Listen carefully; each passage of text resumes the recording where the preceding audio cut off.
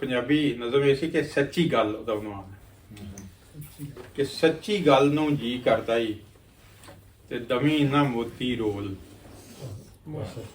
ਸੱਚੀ ਗੱਲ ਨੂੰ ਜੀ ਕਰਦਾ ਈ ਤੇ ਦਮੀ ਨਾ ਮੋਤੀ ਰੋਲ ਤੇ ਕੰਧਾਂ ਪਿੱਛੇ ਕੰਨ ਬਥੇਰੇ ਤੇ ਹੌਲੀ ਬੋਲੀ ਬੋਲ। ਫੌਜ ਦਾ ਮਤਲਬ ਹੈ ਨਾ।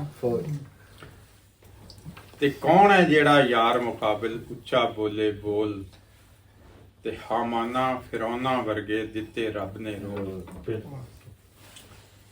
ਕੌਣ ਹੈ ਜਿਹੜਾ ਯਾਰ ਮੁਕਾਬਲ ਉੱਚਾ ਬੋਲੇ ਬੋਲ ਹਾਮਾਨਾ ਫਿਰੌਨਾ ਵਰਗੇ ਦਿੱਤੇ ਰੱਬ ਨੇ ਰੋਲ। ਉਹ ਅਸੀਂ ਵੇਖਿਆ ਆਪਣੀਆਂ ਅੱਖਾਂ ਨਾਲ।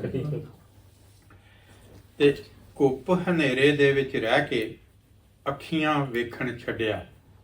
ਕਿਸੇ ਨੂੰ ਬੰਦ ਕਰ ਦੇ ਨਾ ਕਮਰੇ 'ਚ ਜਿੱਥੇ ਹਨੇਰਾ ਹੋਏ ਉਹ ਅੰਧਾ ਹੋ ਜਾਂਦਾ, ਬਲਾइंड हो जाता है।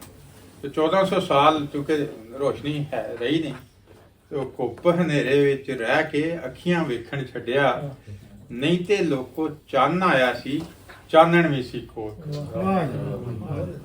नहीं ते लोको चन्न आया सी चानण भी सी कोल। अपना एविडेंस लेके आया था वो।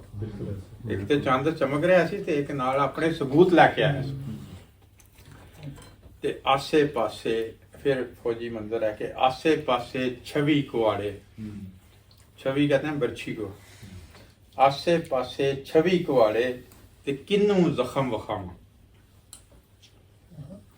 आसे पासे छवि कुआड़े किन्नू जख्म वखावा ते ठंडियां हावां होके भरना ਜਾਂਦੀਆਂ ਰੱਬ ਦੇ ਕੋਲ।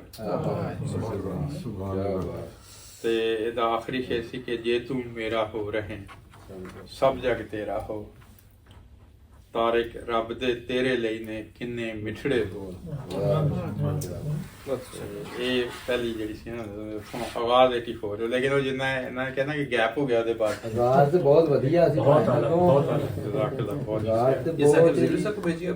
जी ये मैंने हजूर को भेजी थी। इस पे हजूर ने कमेंट किया ना उर्दू में भी लिखते हैं और थोड़ा गैप के बाद ना लिखा करें। पहले दो शेर कमा लिया। सच्ची गल नूं जी करदा ई ते दमी ना मोती रोल। कहने मत देनी होए ना ते किसी ऐसे बंदे नूं मत दिओ जेड़ा सुनन वाला होवे, जेड़ा रोले ना जाया ना करे। ते कंधां पिछे कंन बथेरे ते हौली बोली बोल। उथे वैसे बात नहीं सुनेंगे आपकी लेकिन सू लगा के बैठे होते थे ये क्या कहता है। सब पता था मैं इतनी मस्जिदें बन रही हैं सब पता।